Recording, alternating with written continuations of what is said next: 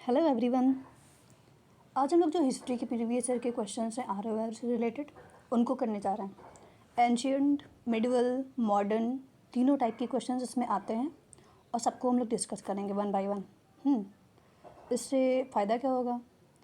इससे हम लोग ये जान पाएंगे कि पिछले सालों में ट्रेंड क्या रहा है क्वेश्चन पूछने का, कौन से टॉपिक से पूछता है। लाइक बुद्धा हो गया, जैन धर्म हो गया, बुद्ध धर्म हो गया, है ना, मौर्य, गुप्त, चोल, मतलब जो भी चीज़ें हैं मॉडर्न हिस्ट्री में, जैसे कि वायसराय, गवर्नर, जो तिथियां हुई, घटनाएं हुई, किस टाइप से वो चीज़ें पूछता है ना, तो वो चीज़ करने जा रहे हैं।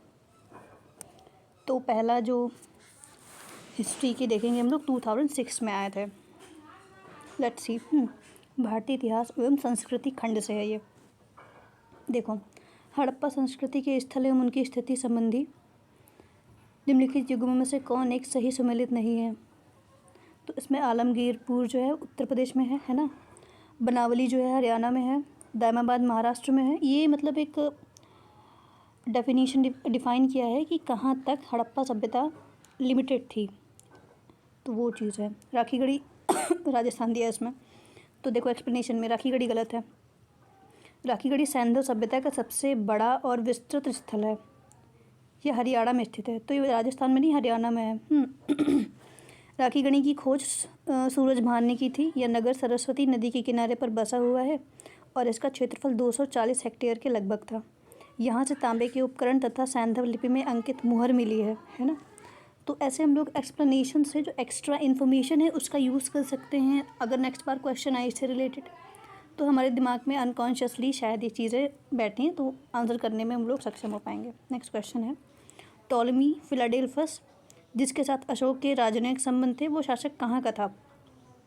तो ये मौर्य साम्राज्य के का क्वेश्चन है, तो उसको हम लोग पढ़ेंगे अच्छे से तो इसका आंसर दे पाएंगे। इसमें मिश्र है, ठीक है। टॉलमी फिलाडेल्फस जो है वो मिश्र का है। अब देखते हैं एक्सप्लेनेशन। अशोक के 13वें शिलालेख में, तो जैसे कि हम लोग जानते हैं कि अशोक ने विभिन्न प्रकार के शिलालेखों का निर्माण करवाया था, तो उनका जो 13वां शिलालेख था, उन 5 यवन राजाओं के नाम मिलते हैं जिनके राज्यों में उसके धर्म प्रचार किए गए। तो ये बता रहे हैं कि एंटियोग सीरियाई देश जो था उसके नरेश थे, तुर्बह मिस्री नरेश थे, अंतिकिनी मिसरोनियन का राजा था, मग एपीरस का था, तथा अलेक जो था सुंदर सीरीन एंड एंटियोक सीरिया का राजा। एंटियोकस द्वितीय थियोस 261 से 246 ईसा पूर्व तक था, ठीक है। दिन तथा तुर्कमन मिस्र का शासक टॉलमी द्वितीय फिलाडेल्फस 285 से 247 था ईस्वी पूर्व। अंतकीय मैसेडोनिया का एंटीगोनस गोनागट, ये काफ़ी अजीब नाम है इसके, 276 से 239 माना जाता है। मग से तात्पर्य सीरियाई नरेश मगध से है। अलेक सुंदर का तदात्म्य सुनिश्चित नहीं है। It's really very difficult name. Next है, गौतम बुद्ध के समय का प्रसिद्ध वैद्य जीवक किसके दरबार से संबंधित था? तो ये बिंबिसार का है। गौतम बुद्ध के समय का प्रसिद्ध वैद्य जीवक जो था बिंबिसार का राजवैद्य था, ठीक है। नेक्स्ट है, नयनार कौन थे? तो ये चीज़ साउथ के जो नयनार वगैरह हैं शैव थे, है ना, साउथ में प्रचलित था ज़्यादा ये सब। तो उत्तर भारत के साथ ही दक्षिण भारत भी शैव धर्म का व्यापक प्रचार हुआ। पल्लव काल में शैव का प्रचार प्रसार नयनार संतों द्वारा किया गया। नयनार संतों की संख्या 63 बताई गई, जिससे अपार, तिरुड़, संबद्ध, सुंदर मूर्ति, मणिक, वाचनगर आदि नाम से जाना, मतलब आदि के नाम से जानते हैं इनको। इनके भक्ति गीतों को एक साथ देवारम में संकलित किया गया है। ओके। नेक्स्ट है, विक्रम एवं शक संवतों में कितना अंतर है? तो इसमें होगा सी, क्योंकि विक्रम संवत की एक देखो, एक 78 है, एक 59 करके है। ये आई थिंक माइनस में है, ये प्लस में है। ईस्वी पूर्व जो है वो माइनस में चलता है। जैसे कि नॉर्मली जो ईसा मसीह थे उनके जन्म के टाइम को नॉर्मली 0 मानते हैं टाइम, है ना। उसके पहले और उसके बाद का जो समय है उसको हम लोग ईसा पूर्व या फिर अब तो कॉमन एरा वगैरह बोलते हैं, बट उसी के आधार पे वो जो टाइम है वो डिवाइडेड है। तो जो पहले उसकी हुई चीज़ है वो माइनस में है, जो बाद में हुई प्लस में है। तो इनके बीच की अगर हम लोगों को नापनी होगी तो पहले का और बाद का दोनों हम लोग ऐड कर देंगे तो हो जाएगा, ठीक है। नेक्स्ट है 15 ईस्वी सन के पूर्व की कुछ शताब्दियों में निम्नलिखित में से किन शासकों ने गिरनार क्षेत्र के जल क्या लिखा है, एक मिनट ना, संसाधन व्यवस्था की ओर ध्यान दिया। तो ये चीज़ें काफ़ी ज़्यादा गूढ़ अंदर की हैं, जब अच्छे से पढ़ेंगे तब आएंगी। तब तक देखते हैं इसका आंसर डी 1 3 2 3 4 चंद्रगुप्त, अशोक, रुद्रदामन। जूनागढ़ अभिलेख से ज्ञात होता है कि उसके शासनकाल में सौराष्ट्र में सुदर्शन झील, जिसका निर्माण चंद्रगुप्त मौर्य के समय हुआ था। जूनागढ़ अभिलेख है एक, वहाँ से ये चीज़ें लिखी मिली हैं कि जो सौराष्ट्र में सुदर्शन झील है उसका निर्माण चंद्रगुप्त मौर्य के टाइम पे हुआ था, और अशोक के समय में इसमें नहरें निकलवाई गई थी झील से, और बांध भारी वर्षा के कारण टूट गया था। उसमें से 24 हाथ लंबी, इतनी ही चौड़ी और 75 हाथ गहरी दरार बन गई थी। रुद्रदामन ने जनता पर बिना कोई अतिरिक्त कर लगाए ही अपने ही व्यक्तिगत कोष से धन देकर अपने राज्यपाल सुविशाख के निर्देशन में बांध की फिर से मरम्मत कराई, और वो जो बांध बना वो 3 गुना ज़्यादा मजबूत था, ठीक है। तो ये मेन चीज़ है। अगला है निम्नलिखित में से किस राजवंश के अभिलेख से इस परंपरा का समर्थन होता है कि लुम्बिनी शाक्यमुनि बुद्ध का जन्म स्थान था। तो ये अभिलेख पूछ रहे हैं कि ऐसा कौन सा अभिलेख था जिसने बताया कि भाई जो लुम्बिनी है वो शाक्य जो लुम्बिनी शाक्यमुनि बुद्ध का जन्म स्थान जो है वो मौर्य का, जो ये मौर्य दिया है ना, इन्होंने बहुत सारे स्तंभ बनवा रखे थे, तो उसी का एक स्तंभ था जिसका नाम था क्या लिखा है इसमें, रुक्मिणीदेयी लेख है ना। तो उसमें ये चीज़ दी थी। इनके अनुसार अपने अभिषेक के 20 वर्ष पश्चात देवताओं का प्रिय राजा प्रियदर्शी, मतलब कि अशोक, उनका ही ये सरनेम था, टाइटल था, सरनेम नहीं टाइटल था, प्रियदर्शी, स्वयं आया तथा उसने पूजा की। क्योंकि यहाँ शाक्यमुनि का जन्म हुआ था, अतः उसने वहाँ बहुत बड़ी पत्थर की दीवार बनवाई तथा एक स्तंभ स्थापित किया। क्योंकि यहाँ बुद्ध का जन्म हुआ था, अतः लुम्बिनी गांव का धार्मिक कर बलि माफ़ कर दिया गया। मात्र 8वां भाग तथा कर मात्र 8वां भाग किया गया। प्रस्तुत लेख बुद्ध के जन्म का अभिलेखलीय प्रमाण है। तो यहाँ से हम लोग जान सकते हैं कि बुद्ध का जन्म जो है लुम्बिनी में हुआ था। अगला प्रश्न है निम्नलिखित में से यह किसका मत था कि पृथ्वी सूर्य की परिक्रमा करती है। ये तो आर्यभट्ट अनडाउटली, एक मिनट रुकना यार, क्या हो रहा है। आर्यभट्ट गुप्त काल में गणित की तरह खगोल विज्ञान क्षेत्र का भी एक असाधारण व्यक्ति था, विद्वान था। तो गुप्त काल में, तो गुप्त काल किसके बाद था, मौर्य काल के बाद गुप्त काल था। तो ऐसे अगर हम लोग ऊपर ऊपर देखें तो सबसे पहले पूरा पाषाण काल, उसके बाद जो भी उसके टाइमलाइन थे, then IVC Indus valley civilisation, then पूर्व वैदिक, उत्तर वैदिक, मौर्य साम्राज्य, गुप्त काल, इस टाइप से चीज़ें डिवाइडेड हैं। क्योंकि मेन जो चेंज, वैसे इनके बीच में भी काफ़ी चीज़ें हुई थी, बट मेन जो चेंजेस हैं वो लगभग इन्हीं टाइम फ्रेम में देखे गए हैं, मतलब बड़े बड़े जो चेंजेस हैं, इसलिए इन चीज़ों को हाईलाइट करके हम लोग डिवाइड करते हैं चीज़ों को, ठीक है। तो जो ये आर्यभट्ट जी थे ये गुप्त काल से रिलेटेड थे, है ना, तो वो चीज़ हो गई। लेकिन उसका सबसे मौलिक योगदान उसकी यह मान्यता थी कि ग्रहण राहु के कारण नहीं लगते, जैसा कि उस समय की कुछ ज्योतिष का विश्वास था, बल्कि चंद्रमा पर पृथ्वी की छाया पड़ने से लगते हैं। और इस प्रकार उसने पृथ्वी के अपनी धुरी पर घूमते हुए सूर्य के चारों ओर चक्कर लगाने के तथ्य की पुष्टि की। मतलब कि हम लोग आज भी मोस्टली ये बोलते हैं कि ग्रहण लग गया, इसका मतलब भाई सूर्य पे दिक्कत है, चंद्र पे दिक्कत है, परंतु आर्यभट्ट जी ने उस टाइम पे गुप्त काल में ये चीज़ें सिद्ध की थी कि क्या रीज़न है इसका, है ना। ये तीनों एक सीध में होते हैं, पृथ्वी, चंद्रमा और सूर्य, जिसके कारण परछाई पड़ जाती है, इसलिए ग्रहण लगता है सूर्य पे भी चंद्र पे भी, वो चीज़ है, ठीक है। नेक्स्ट क्या है, निम्नलिखित राजाओं में किसका जैन धर्म के प्रति भारी झुकाव था। तो इसमें खारवेल होगा, कलिंग नरेश खारवेल, कलिंग नरेश थे खारवेल, ठीक है, जिसपे अशोक ने मतलब अशोक ने जो है कलिंग पे ही तो युद्ध किया था, उसके बाद तो उनका मन बदल गया था, बुद्धिज़्म की तरफ चले गए थे। कलिंग कहाँ, उड़ीसा में है, देखते हैं। कलिंग नरेश खारवेल जैन धर्म का अनुयायी था।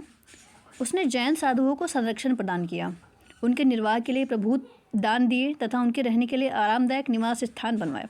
हाथी गुम्फा लेक का उद्देश्य उदयगिरी पहाड़ी पर बनवाए गए ऐसे भिक्षुओं को आवास में सुरक्षित रखना था। तो जो हाथी गुम्फा का लेक मिलता है इसका मेन उद्देश्य यही था कि जो भिक्षु हैं उनके आवास को सुरक्षित रखा जाए। ठीक है, नेक्स्ट है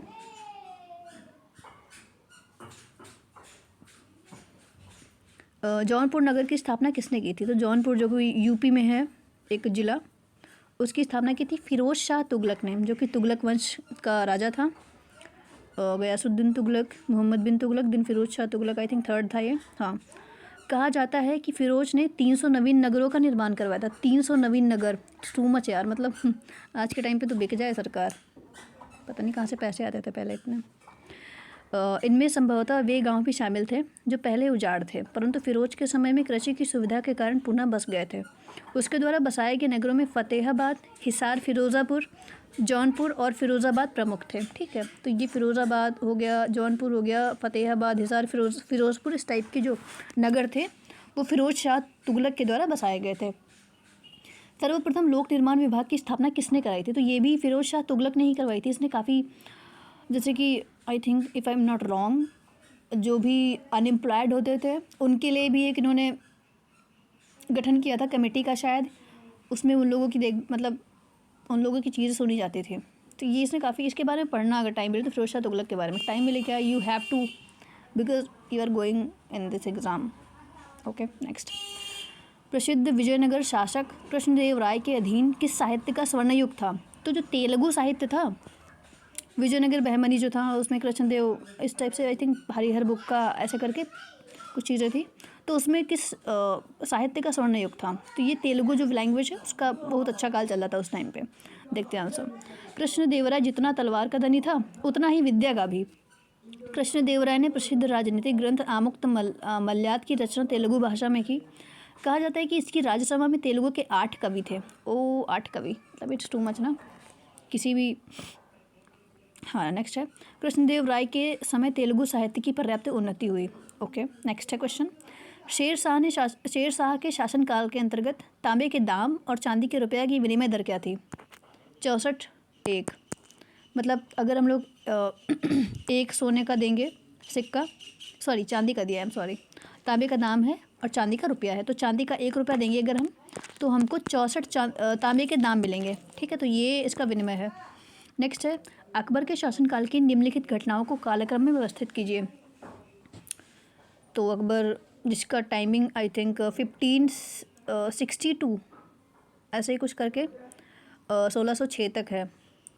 तो इन्होंने शुरुआत में तो उन्होंने, मतलब होता नहीं कि काफ़ी ज़्यादा लड़ाइयाँ की, अपना साम्राज्य बढ़ाया। जब थोड़ा सा एज हो गई, साम्राज्य बढ़ा लिया, तो उसके बाद इनके अंदर विनम्रता आ गई, जैसे कि जजिया करके समाप्ति कर दी। और इनकी एक रानी भी थी जो कि हिंदू थी, तो उस कारण भी कह सकते हैं ये चीज़ें आई। इबादत खाना का निर्माण करवाया जहाँ पे उन्होंने नए धर्म को बनाने का प्रयास किया, जिसके फॉलोवर्स काफ़ी कम थे, अदरवाइज़ वो होता आज भी। तो ये देखते हैं, अकबर ने 1564 ईस्वी में गैर मुसलमानों से लिया जाने वाला जजिया का समाप्त कर दिया।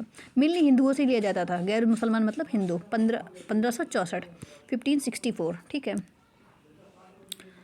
देन 1575 में फतेहपुर सीकरी में इबादत खाने का निर्माण करवाया। देन 1579 में मजहर पर हस्ताक्षर किए। 1581 में दीन इलाही की स्थापना की। तो 1581 में दीन इलाही की स्थापना की। फिर से एक बार रिवाइज कर लेते हैं यहीं पे। देखो 1564 में क्या किया, गैर मुसलमानों के लिए लगाया जाने वाला जो जजिया कर था उसको समाप्त कर दिया। उसके बाद में जो 1575 है, फतेहपुर सीकरी में इबादत खाने का निर्माण करवा लिया। 1579 में क्या किया, मजहर पर हस्ताक्षर किए। 1581 में क्या किया, दीन इलाही जो है उस धर्म की स्थापना की। नेक्स्ट है, निम्नलिखित में से किस एक शासक ने ईस्ट इंडिया कंपनी को दीवानी प्रदान की थी? ये काफ़ी इंपॉर्टेंट चीज़ है, क्योंकि देखो जब बक्सर का युद्ध हुआ था ना, तो दिल्ली पे जो शासन कर रहा था राजा मुग़ल, वो शाह आलम द्वितीय ही था, जो कि मेन माना जाता था ना, क्योंकि मुग़ल काफ़ी बड़ा साम्राज्य हो गया था। उसके बाद में लखनऊ की बात करें तो मे बी शुजाउद्दीन था। और अगर बंगाल की बात करें तो इन तीनों में लड़ाई हुई थी ना, तीनों एक साथ थे, अंग्रेज एक तरफ थे, तो सब हार गए थे। इलाहाबाद की संधि हुई थी, इस टाइप की चीज़ें हुई थी, है ना, यहाँ पे दिया भी है। देखते हैं, 12 अगस्त 1765 ईस्वी को इलाहाबाद की संधि द्वारा मुग़ल सम्राट शाह आलम द्वितीय को बंगाल, बिहार, उड़ीसा की दीवानी अंग्रेज़ों को सौंपनी पड़ी थी। तो आई थिंक उस टाइम पे ये बंगाल का ही रीजन था, जो आज के टाइम पे बंगाल, बिहार, उड़ीसा है। उस टाइम पे बंगाल रीजन था पूरा, असम का थोड़ा पार्ट, और ये बिहार, इस ये सब पार्ट, बांग्लादेश वगैरह। अवध का पार्ट था, यूपी और थोड़ा सा एमपी और ये सब मतलब मिला के। मद्रास था। कर्नाटक जो था ईस्टर्न पार्ट था, है ना। त्रावणमूल, इस टाइप से मतलब डिफरेंट लोकेशन थी। इन्होंने आज के हिसाब से एक्सप्लेनेशन दिया, बट कुछ बुक्स में बंगाली दिया होता है खाली, तो वहाँ पे चीज़ें देखनी पड़ती हैं क्योंकि कन्फ्यूजन हो जाता है। आज के टाइम पे भी बंगाल नाम है उसका, पहले भी बंगाल नाम था, बट पहले बड़ा रीजन था, आज छोटा है, तो चीज़ें सर्च करनी पड़ती हैं क्लियरिटी लाने के लिए। नेक्स्ट क्वेश्चन है भारतीय राष्ट्रीय आंदोलन से रिलेटेड, मॉडर्न हिस्ट्री इसमें है, ठीक है, देखते हैं। किसके सतत प्रयत्नों से बम्बई में प्रथम महिला विश्वविद्यालय की स्थापना हुई? तो डी के कर्वे प्रोफेसर डी के कर्वे ने, जो फार्गुसन कॉलेज के प्राध्यापक थे, विदुर होने पर 1893 में स्वयं एक ब्राह्मण विधवा से विवाह किया। उन्होंने हिंदू विधवाओं के उद्धार के लिए विशेष प्रयत्न किए। वह स्वयं विधवा पुनर्वास संघ के सचिव बन गए। उन्होंने पूना से 1899 में एक विधवा आश्रम स्थापित किया, जिसमें उच्च वर्ग की विधवाओं को अध्यापिका, डॉक्टर और नर्सें बनाकर उसमें जीवन में एक नया उत्साह भरने का प्रयत्न किया। अंत में उन्होंने 1906 में बम्बई में भारतीय स्त्रीय विश्वविद्यालय की स्थापना की। तो मुंबई की बात करें तो मुंबई में है पहला है, ठीक है, 1906 में। नेक्स्ट है, ब्रिटिश भारत की राजधानी का कलकत्ता से दिल्ली स्थानांतरण किसके काल में किया गया? लॉर्ड हार्डिंग, 1911, जब यहाँ पे राजा आए थे जॉर्ज फिफ्थ, है ना। तो बंकिम नहीं, राजेंद्र प्रसाद जी ने जनगणमन पहली बार उनको सुनाया था। उसमें और भी चीज़ें थी, उनके बखान की भी कुछ चीज़ें थी। तो उनको आई थिंक नाइटहुड की उपाधि मिली थी। तो उन्होंने रॉलेट एक्ट के दौरान जब जलियांवाला बाग हत्याकांड हुआ था तो उसमें त्याग दी थी अपनी नाइटहुड की उपाधि वगैरह। ये क्वेश्चन भी आ सकते हैं, तो इस टाइप से हम लोग कनेक्ट कर सकते हैं चीज़ों को। नेक्स्ट है, इसका एक्सप्लेनेशन देखते हैं। लॉर्ड हार्डिंग के समय 1911 में तृतीय दरबार का आयोजन हुआ था, मतलब तृतीय, इससे पहले 2 बार दरबार हो गया था भारत में। जॉर्ज पंचम ने बंगाल विभाजन को रद्द कर दिया। तो 1905 में लॉर्ड कर्जन ने बंगाल का विभाजन कर दिया था। इसके कई रीज़न थे, पॉलिटिकल गेन था इनका, एडमिनिस्ट्रेटिव गेन था, और एक ये रहे थे कि हिंदू मुस्लिम कम्युनिज़्म भी फैला रहे थे, है ना। तो वो चीज़ें। भारत की राजधानी कलकत्ता से दिल्ली बनाई गई। प्रथम बार भारत में इलाहाबाद से नैनी तक हवाई डाक सेवा प्रारंभ की गई। तो जो हवाई डाक सेवा मैंने तो आज तक नहीं देखी लिमिट, तो वो चीज़ें शुरू की गई थी 1911 में। नेक्स्ट है, किसके विरोध प्रकाशन के अभिप्राय में रविन्द्रनाथ टैगोर ने अपनी नाइटहुड की पदवी त्याग दी थी? देखो क्वेश्चन आ गया जस्ट, है ना, दैट्स गुड। जलियांवाला बाग हत्याकांड में, ठीक है, तो मैंने अभी बताया कि जलियांवाला बाग हत्याकांड अन्य अत्याचारों की सर्वत्र भर्त्सना की गई। तो यहाँ पे अकॉर्डिंग टू INC लगभग 1000 लोग की डेथ हुई थी और 1300-1400 लोग आई थिंक, यानी 3000 के आसपास घायल हुए थे, इंजर्ड, ठीक है। ब्रिटिश शासन के प्रति घृणा की अग्नि प्रज्वलित हुई थी। रविन्द्रनाथ टैगोर ने ब्रिटिश सरकार द्वारा प्रदान की गई नाइटहुड की उपाधि लौटा दी। सर शंकर नायर ने गवर्नर जनरल के कार्यकारी परिषद से त्यागपत्र दे दिया। सर शंकर नायर ने, ठीक है। नेक्स्ट है, किसने सचिंद्र सन्याल द्वारा स्थापित हिंदुस्तान रिपब्लिकन एसोसिएशन का नाम बदलकर हिंदुस्तान सोशलिस्ट रिपब्लिकन एसोसिएशन कर दिया? तो पहली बात तो इसकी स्थापना कब हुई थी? 1924 में। नाम कब बदला गया? 1928 में। किसके द्वारा? चंद्रशेखर आज़ाद के द्वारा। स्थापना किसके द्वारा हुई थी? सचिंद्र सन्याल, ठीक है, ऐसे 2-3 बार याद कर तो हो जाएगा। तो यहाँ पे आंसर हो गया, देखते हैं। नेक्स्ट, निम्नलिखित में से काकोरी कांड से जुड़ा हुआ क्रांतिकारी मुकदमे से बच निकला था? तो उसमें होगा चंद्रशेखर आज़ाद। ये एक्चुअली इन्होंने एक प्रण लिया था कि वो जीते जी अंग्रेज़ों के हाथ नहीं आएंगे, तो इसीलिए उन्होंने अल्फ्रेड पार्क में लास्ट गोली खुद को मार ली थी, क्योंकि इन्हें प्रण लिया था ना, प्राण जाई पर वचन अड़ाई, एकदम, है ना। हम लोगों को तो नॉर्मल लगती हैं चीज़ें, but let's think about that. Hindustan Republican army ने पैसा इकट्ठा करने के उद्देश्य से पहली बड़ी कार्रवाई काकोरी में की। सरकारी खजाना लूटने की यह घटना काकोरी कांड के नाम से मशहूर है। 9 अगस्त 1925 को 10 व्यक्तियों ने लखनऊ के पास एक गांव काकोरी में 8 डाउन ट्रेन को रोक लिया और रेल विभाग का खजाना लूट लिया। सरकार इस घटना पर बहुत दुखी हुई, कुपित हुई, जो भी है।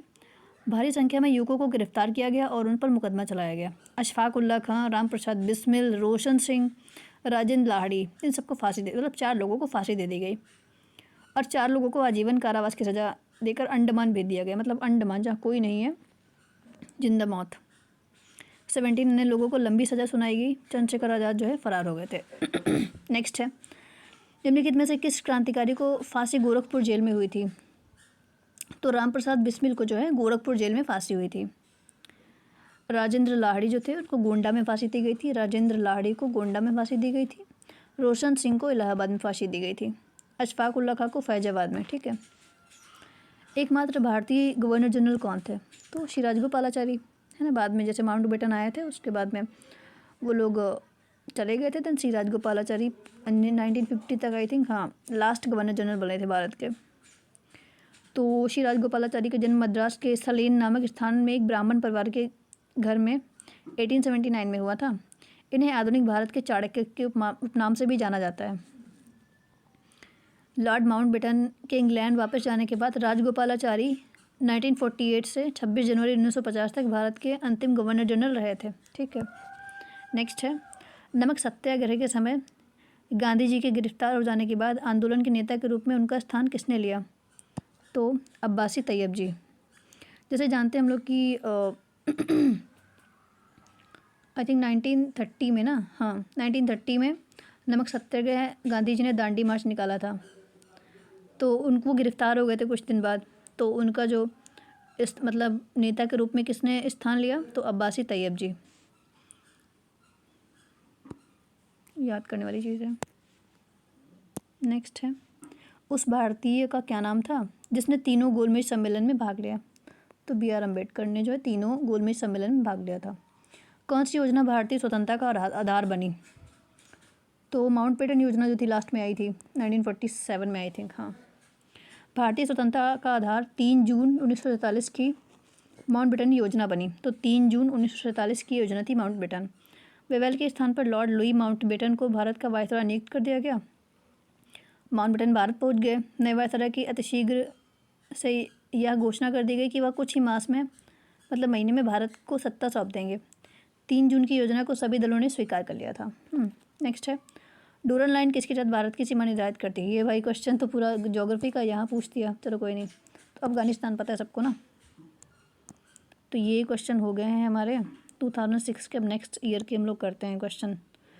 तो आई थिंक यहाँ इतना ही रखें क्योंकि आधे घंटे से ज़्यादा फिर दिमाग वो होने लगता है। तो thank you so much everyone, bye.